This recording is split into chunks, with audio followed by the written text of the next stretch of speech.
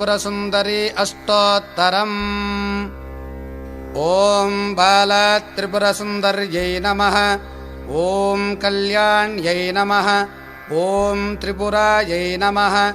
ॐ बालायै नमः। ॐ मायायै नमः। ॐ त्रिपुरसुन्दर्यै नमः। ॐ सुन्दर्यै नमः।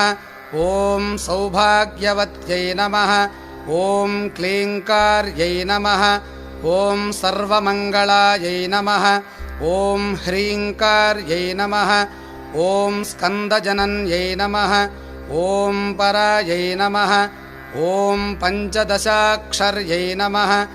ॐ त्रिलोक्यै नमः। ॐ मोहनाधीशायै नमः।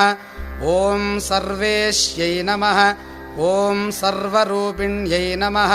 ॐ सर्वसंक्षोभिण्यै नमः।